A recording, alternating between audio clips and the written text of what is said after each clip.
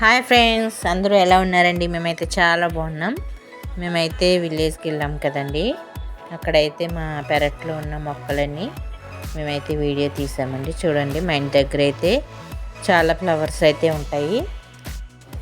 ఇవన్నీ మా అత్తయ్య అలాగే మా ఆడపడుచు అయితే వేశారు. మా ఇంటి దగ్గర అయితే చాలా అన్ని రకాల ఫ్లవర్స్ అయితే ఉంటాయి.